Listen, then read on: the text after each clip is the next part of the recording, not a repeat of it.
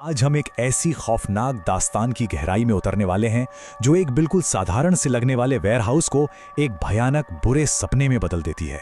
ये सिर्फ कोई आम डरावनी कहानी नहीं है, ये एक ऐसी घटना है जो सच में हमारी सोचने समझने की सारी क्षमता को चकनाचूर कर देती है।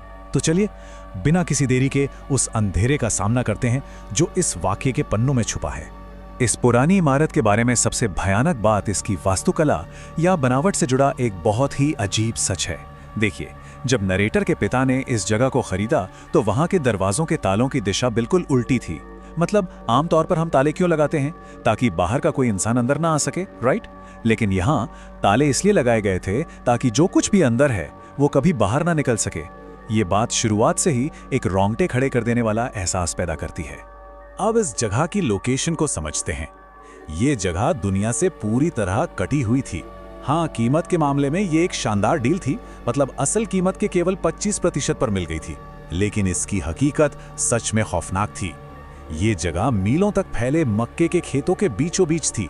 आसपास कोई इंसान नहीं, कोई पड़ोसी नहीं, और सबसे डरावनी बात, वहां कोई मोबाइल नेटवर्क भी नहीं था। मतलब अगर कोई वहां फंस गया तो मदद की कोई पुकार उन खेतों से बाहर नहीं जा सकती। एकदम पूरा एकांत, जहां मदद की कोई उम्मीद ही नहीं है। असामान्यताएं और वो पल जब इमारत जाग उठती है। तो शुरुआत में जब नरेटर वहां अकेला काम कर रहा था, उसे कुछ अजीब आवाजें सुनाई दी। छत में कुछ हलचल, अचानक से आती हुई हवा के झोंके। कोई भी आम इंसान क्या सोचेगा? यही कि शायद चूहे होंगे या पुरानी इमारत है तो हवा आ रही होगी, है ना? तर्क तो यही कहता है। लेकिन जल्द ही इस इमारत में हर तर्क ने काम करना बंद कर दिया।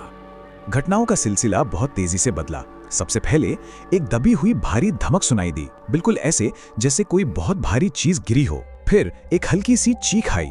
उसे सुनकर ऐसा लगा जैसे कोई जानवर कहीं फंस गया हो और तड़प रहा हो। और फिर अचानक बिना किसी वार्निंग के एक बहुत ही हिंसक धमाका हुआ। खुला हुआ दरवाजा पूरी ताकत से झटके से बंद हो गया। वहां कोई हवा नहीं थी, कोई ड्राफ्ट नहीं था जो उसे इतनी जोर से बंद कर सके। वो हिंसक धमाका इस बात का पहला साफ सबूत था कि वहां कोई और भी मौजूद था। अब खौफ बिल्कुल करीब आ चुका था। वो भारी धमक की आवाज सीधा उस दरवाजे के पीछे आ गई जहां नैरेटर खड़ा था। और फिर वो भयानक पल आता है। दरवाजे का हैंडल धीरे धीरे घूमता है, कुंडी खुलती है और दरवाजा पूरी तरह से स्विंग होकर खुल जाता है। और सामने क्या है? कुछ नहीं, कोई परछाई नहीं, हवा का कोई झोंका नहीं, कोई आकार नहीं, बस एक खाली, भयानक और डरावना शून्य। उस खुले दरवाजे के तुरंत बाद वहां एक अजीब सी खामोशी छा गई, एक बहुत ही गहरा सन्नाटा। और यह सिर्फ आवाज की कमी नहीं थी, बल्कि एक ऐसा भारी दबाव था जो छाती पर किसी बोझ की तरह महसूस हो रहा था। वहां सांस लेना तक मुश्किल हो गया, जैसे वो खालीपन खुद में एक जिंदा चीज हो जो सीधा आपकी रूह को घूर रहा हो। और फिर वो भारी और जानलेवा सन्नाटा बड़ी बेरहमी से चकनाचूर हो गया। दूसरी बार जो चीख आई वो किसी छोटे जानवर की बिल्कुल नहीं थी। वो चीख एक इंसान की थी जो गुस्से और दर्द से तड़प रहा था, और वो सीधे मुख्य वेयरहाउस के अंदर से गूंज रही थी। इसके बाद दरवाजा फिर से बहुत जोर से बंद हुआ। उस पल ने खौफ की सारी हदें पार कर दी। नरेटर वहां से तुरंत भागा, सीधे अपनी गाड़ी में बैठा और तब तक गाड़ी भगाता रहा जब तक उसे कॉल करने के लिए मोबाइल नेटवर्क नहीं मिल गया। यहां से कहानी एक नया और डरावना मोड़ लेती है। पड़ताल, मुख्य वेयरहाउस में वापसी। लगभग आधे घंटे बाद पिता वहां पहुंचते हैं। खैर, हमें अक्सर लगता है कि किसी बड़े के आ जाने से सुरक्षा का एहसास होता है। उन्होंने इस पूरी पैरानॉर्मल घटना को सिरे से खारिज कर दिया और फैसला किया कि वे खुद अंदर जाकर सच का पता लगाएंगे। अंदर जाने से पहले हमें इस जगह की हालत को समझना होगा, क्योंकि यहीं पर यह पूरी घटना सबसे ज्यादा चौंकाने वाली बन जाती है। देखिए, ये इमारत पहले एक मेनोनाइट फर्नीचर कारखाना हुआ करती थी। सालों से वहां लकड़ी काटने का काम हुआ था, इसलिए पूरे फर्श पर लकड़ी के बुरादी की एक बहुत ही मोटी और घनी परत जमी हुई थी। जब वे अंदर गए तो उन्होंने देखा कि अंदर के सारे दरवाजे पूरी तरह से बंद थे और बाहर की सभी खिड़कियां अंदर से मजबूती से लॉक थी। अब लॉजिक लगाइए, अगर अंदर कोई जानवर, चोर या इंसान था तो उस बुरादे में पैरों के निशान तो होने ही चाहिए थे, है ना? कोई तो सुराग होना चाहिए था। लेकिन हकीकत खून जमा देने वाली थी। फर्श पर पड़ी वो धूल बिल्कुल अछूती थी। एक भी खरोच नहीं, एक भी पैर का निशान नहीं। कमरा पूरी तरह से सील था। वहां ना कोई अंदर आया था और ना ही कोई बाहर गया था। उस सील बंद धूल से भरे अछूते कमरे में सिर्फ एक ही चीज असामान्य थी, छत से लटकती हुई एक फ्लोरेसेंट लाइट। वो अपनी जगह से थोड़ी तिरछी हो गई थी और बिना किसी हवा के धीरे धीरे हिल रही थी, बिल्कुल एक पेंडुलम की तरह, जैसे किसी ने बस अभी अभी उसे छुआ हो। और यहीं से इस कहानी का सबसे भयानक और तर्कहीन सवाल पैदा होता है। अगर फर्श की धूल बिल्कुल अछूती थी, बुरादे पर कोई पैरों के निशान नहीं थे, तो इतनी ऊंचाई पर लगी उस लाइट तक कौन पहुंचा? उसे किसने हिलाया?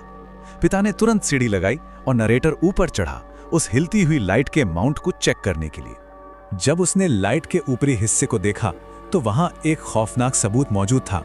एक अकेली, बिल्कुल ताजा और अमानवीय रूप से बड़ी हाथ की छाप। उंगलियां इतनी बड़ी थीं कि वो किसी इंसान की हो ही नहीं सकती थीं, और नीचे की धूल में कोई निशान नहीं था। मतलब जिस भी चीज ने उसे छुआ था, उसके पैर जमीन पर पड़े ही नहीं थे।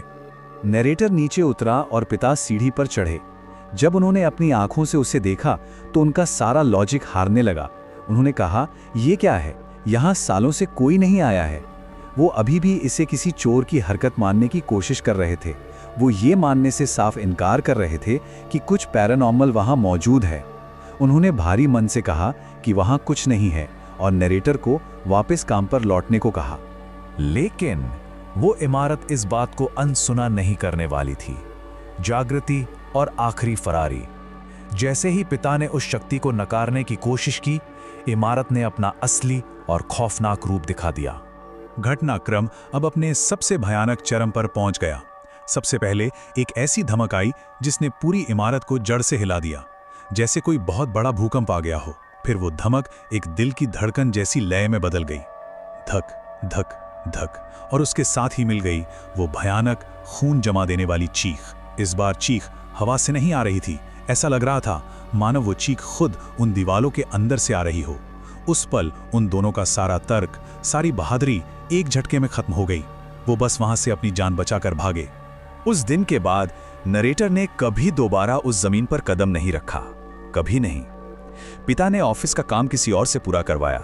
उन्हें आज भी कभी कभी वो धमक सुनाई देती है, लेकिन उन्होंने कभी दोबारा पीछे मुड़कर नहीं देखा। उस किसान को बहुत अच्छी तरह पता था कि उस वेयरहाउस में क्या है, और बिल्कुल इसीलिए उसने उसे इतनी कम कीमत पर बेचा था। उल्टे ताले, जिनका मकसद किसी चीज को अंदर रखना था। बिना हवा के हिलती हुई वो लाइट, अछूती धूल और हवा में मौजूद वो विशाल हाथ की छाप। ये सब हमें इस आखिरी रोंगटे खड़े कर देने वाले सवाल के साथ छोड़ जाता है। उस सन्नाटे से भरे वेयरहाउस के अंदर आखिर क्या कैद है?